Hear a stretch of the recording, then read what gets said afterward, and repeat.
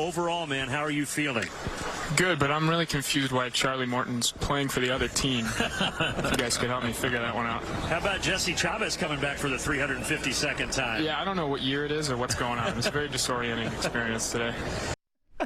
Spencer Strider doing his best to keep up on what has really been a wacky day for the Braves. We'll talk about Charlie and Jesse Chavez in a second, but the biggest news is right-hander Ian Anderson has been traded to the Angels for lefty pitcher Jose Suarez. So you might be wondering, where is this video from? Well, it's actually from today. He threw 3 scoreless innings before they ended up shipping him out to L.A. as he pitched against the Orioles. Pretty wild. Meanwhile, Spencer Strider actually started this game, 4 strikeouts in 1 1/3 innings. He did give up a 2-run home run, but who cares? It's spring training. Former Brave Charlie Morton would face his former team. Braves scored 3 runs on him, so they're feeling pretty good about it, but it was cool to see Uncle Charlie.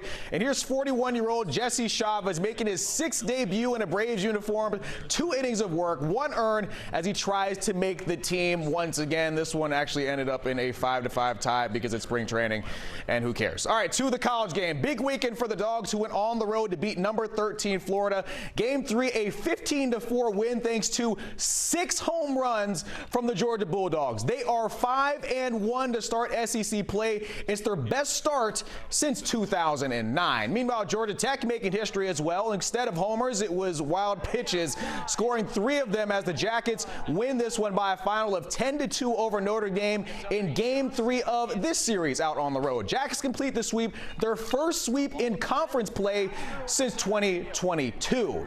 Meanwhile, the Hawks rolling as well, facing off against the 76ers this afternoon. Big day for both Dyson Daniels and Trae Young. That steal. Dyson Daniels moves past the 200 steal mark in this game. Youngest to do it in NBA history at just 22 days and 6 days old. Meanwhile, Trae Young, a new career high, season high in assists. He moved past Doc Rivers for 3rd most in a season in franchise history. Hawks get it done in a big fashion. 132-119, and it's their 4th straight win.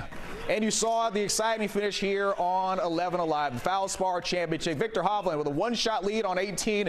You don't want to do this if you got that 1-shot lead and you're trying to close things out. It opened it up for Justin Thomas with his par putt, could have kept him in the running, missed it, ended up bogeying the hole, had to settle for a bogey, drops in a 10 under, and that would be just enough as Hovland would bogey to win the title and a $1.56 million prize. All right, coming up on Sports Extra, the long wait for baseball to return is finally over. Opening day for the Braves is Thursday out in San Diego. Maria Martin, our guests, are breaking down the new look Bravos. What do you like about what this opening day roster will look like? Well, the number one thing I think we all have to like about it, and what the Braves are liking for the most part about it, is the guys are healthy and they're fired up. They are optimistic. How do you view Ian's departure to California? Well, first of all, he'll always be a legend because those 5 no-hit innings in Game 3 of the World Series were really the turning point of that World Series. If he hadn't done that, I don't think the Braves would have won it. But I think it was basically confirmation that the Braves didn't have a spot for him. It's going to be an exciting year, and it's also going to be an exciting show. We'll see you guys there in a couple of minutes. More news after the commercial break. Weather impacts all of us. Stay ahead of Metro.